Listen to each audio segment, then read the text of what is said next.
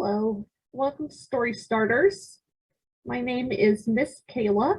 The book I have with me today is called Shaking Up the House by Yamile Saied Mendez. So I'll read the first couple chapters and you can settle in at home and listen along.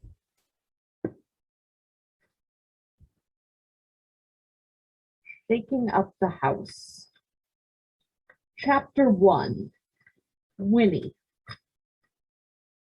Saturday, December 5th. Winnie didn't think it all the way through. Typical Winnie. But to be fair, this morning there was no one around to tell her not to do it for once. A legit miracle in this house that was always teeming with people busy like ants at a picnic. Besides, the floors were freshly waxed, and, best of all, she was wearing soft, fluffy socks. Perfect combination. All the canned energy of having to act properly through another photo op made her skin crawl, and since she couldn't hide at Blair House, what better way to release the tension than a mini adventure on her way to the North Lawn? The first time her family had received the official White House Christmas tree, she'd been so excited she'd cry. She'd also only been 4.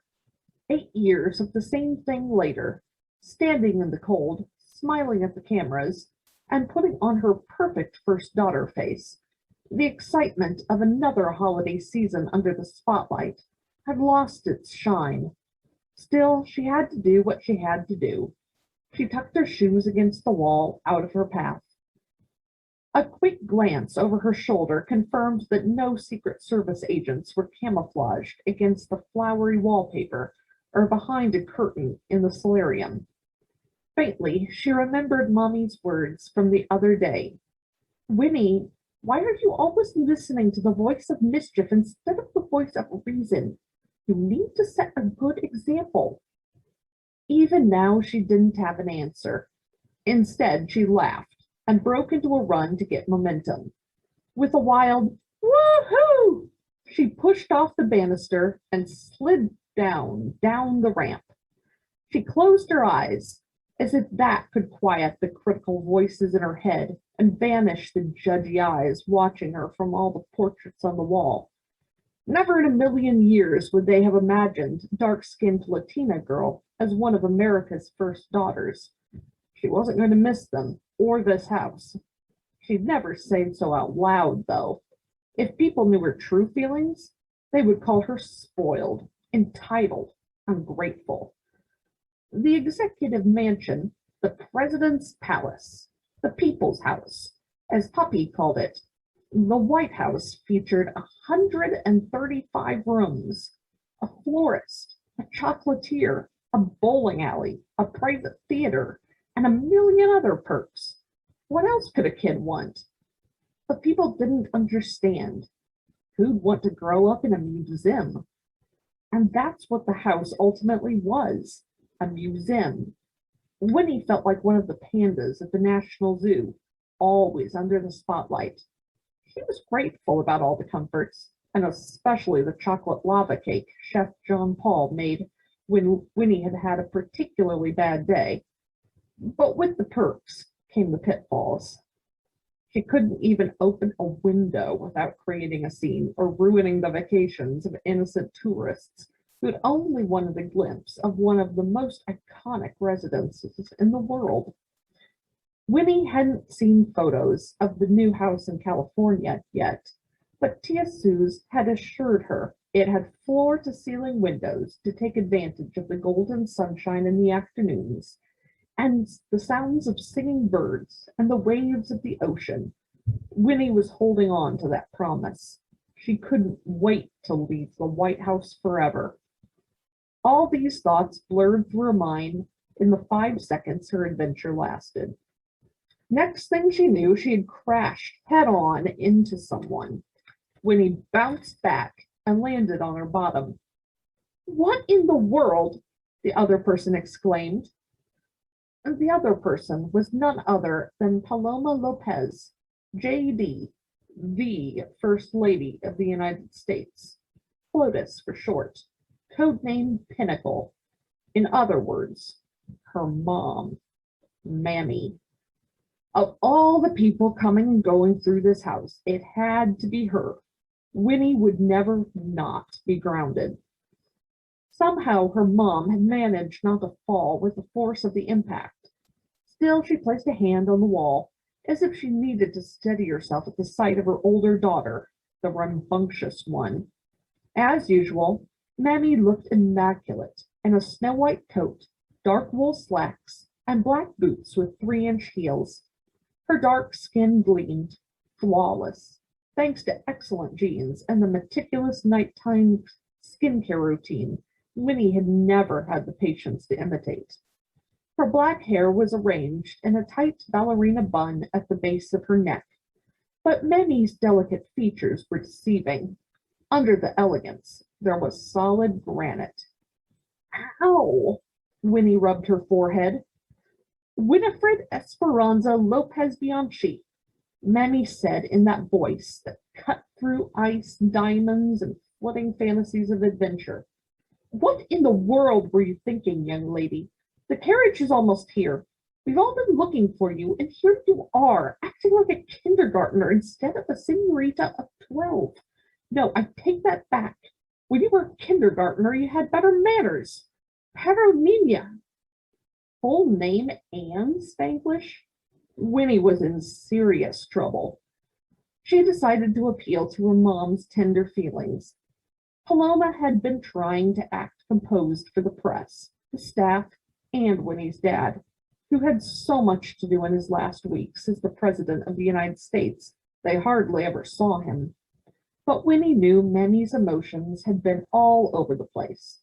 Moving out after such a long time was wreaking havoc on the whole family. Gingerly, Winnie clambered back to her feet and lowered her head. I'm sorry, Mammy. I promise it won't happen again. Paloma laughed, a short, high-pitched yap that unsettled Winnie more than if her mother had sent her to her room. Ay, mi amor, if I had a penny for every time you've said you were sorry and you promised not to do it again, I'd have been able to fund my reading program the first year of Pappy's presidency. Tentatively, Winnie walked towards Mammy, and in a somber voice that couldn't really hide the excitement said, in less than 7 weeks, I won't even be able to do this anymore. Counting down the days, are you? And the hours.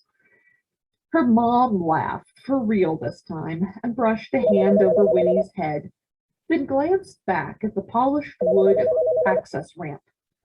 I'm sure that when FDR had this installed, he never imagined it would double as a ski jumping platform. Encouraged by the tender expression in Mammy's eyes, Winnie said, you see an access ramp. I see an American Ninja Warrior inverted warp wall. Mammy looked puzzled. That floor obstacle thingy they have to do on the show, Winnie explained. Me amor, you and your imagination. Since the Olympics were kind of impossible, Winnie dreamed of putting her gymnastic skills to good use in a proper obstacle course. For some weird reason, though, Pappy had never agreed to build her one. That would have been an epic legacy to leave behind for future first children. Paloma shook her head, but when she looked down at Winnie, her eyes widened in alarm. What happened to your sweater? It's torn. With dread, Winnie inspected the sleeve of her cotton candy pink pullover. A tear ran from the elbow to the wrist. No, she said. For weeks, she and Ingrid, her 11-year-old sister, had looked at catalogs and websites, trying to find the perfect outfits for today and all the events coming up during the busy holiday season. Ingrid wasn't a fashionista like their mom, but she cared a lot about her looks. They helped her get in character for each occasion, she usually said. Winnie only played along with her planning to make sure the clothes they chose allowed for freedom of movement, aka jumps and back handsprings. And now all the months of negotiation had gone down the trash because there was no way Winnie could go out and receive the Christmas tree in a holey sweater. I'm so sorry, Mammy, but look, I can get my arms stuck to my body like this, she said, demonstrating, walking like a member of the old guard. No one will notice, I swear. I'll change into something else as soon as we come back to the house. Her mom wasn't smiling now. Yeah, remember, not only do you represent our family, you're the face of our country. More importantly, our Latin community and our culture. From all sides of the political spectrum, people look up to us as either good examples to follow or terrible ones to avoid. Examples to destroy, I mean, Winnie muttered. And then she asked, what about those talks about being myself and following my heart? With great privilege comes a lot of power and also responsibility. By the way, there's a bundle of letters ready for you to read and reply to. Winnie stifled a groan. She loved some of the letters she got from people all over the world. She especially liked the ones she got from kids her own age, whose lives were so different from hers. The staff curated the letters, but once a terrible postcard criticizing Winnie for how loud she'd laughed in a TV interview that somehow missed the purge had gotten into her hands. She tried to forget the worst parts, but the phrase, you're not good enough to be in the White House, in Spanish, had never really left her. The pressure to be perfect was too much. What Mammy said was true, but why was she responsible for representing the whole Latin culture? Her parents were of Mexican and Argentine heritage, two countries that were big, unique, and diverse. But for some reason, she was supposed to match both perfectly. Not only that, but also she needed to fit the ideal image of a young Latina for all of Latin America here in the US. It was impossible. Winnie didn't get to complain, though. Her mom was gently leading her forward into action. Vamos, change the face and pick up your shoes. Winnie dragged her feet in the hallway. From the corner of her eye, she saw one of the butlers, Weston, changing the flower vase. He must have heard the whole argument. She should have gotten used to people seeing her in every circumstance.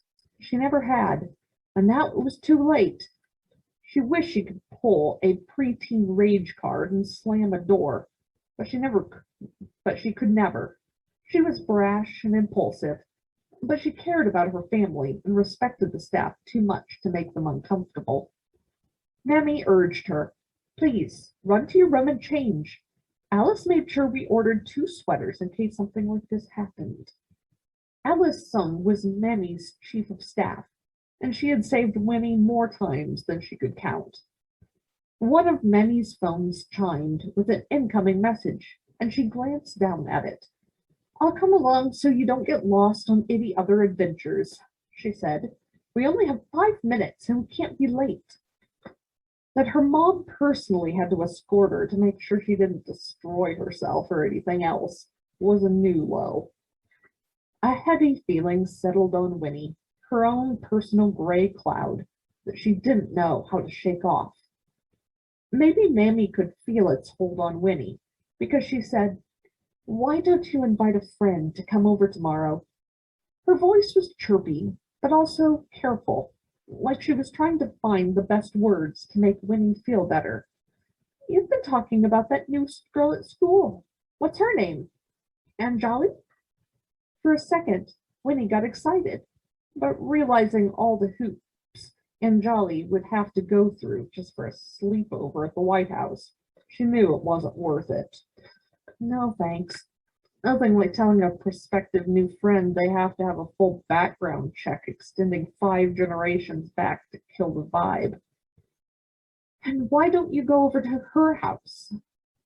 Now it was time for Winnie to laugh sarcastically, picturing Agent Cisco and one of the other agents snuggled in a sleeping bag in Anjali's living room, all because Winnie wanted a sleepover. Made her shiver. Been there, done that. No, thanks. No, Mommy. Besides, didn't you say we needed to simplify our already hectic life? See, you do listen to what I say after all, Paloma said, walking into Winnie's room. Winnie turned on the light and smiled at the sight of the extra pink sweater on her bed. She made a mental note to thank Alice for her ability to see the future. She took off the torn one, put on the new one, and turned to face her mom. Paloma was in inspecting mode, and after a brief nod of approval at Winnie's appearance, her eyes continued sweeping through the room.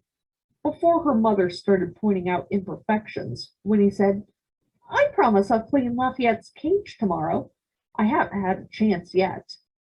You needed to finish all of your chores yesterday, Win, not just the ones you felt like doing. I don't understand why the staff can't help me when I'm swamped with homework, Mammy. She didn't say how she was hardly keeping up. She didn't want to get in any more trouble.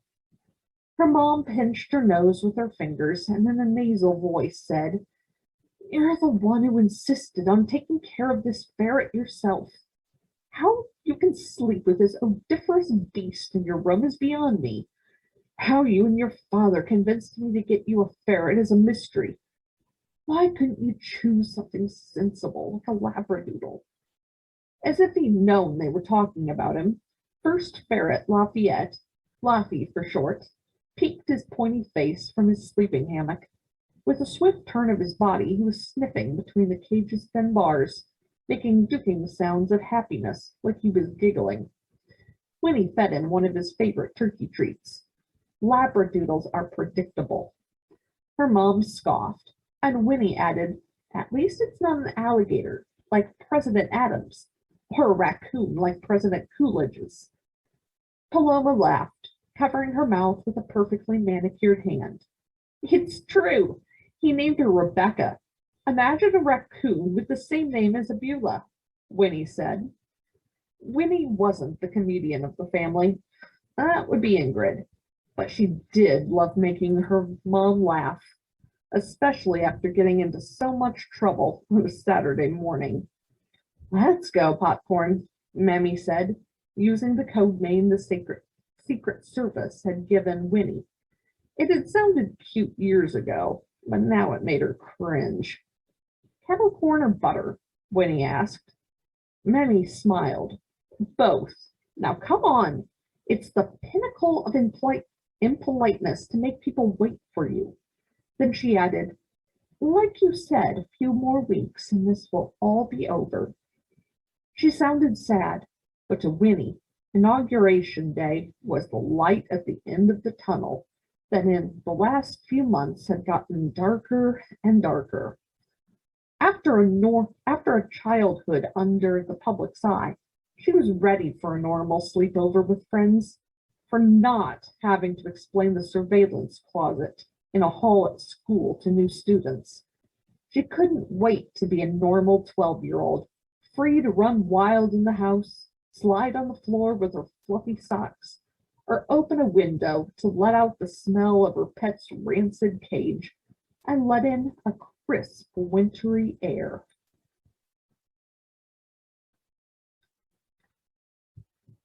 That's the first chapter.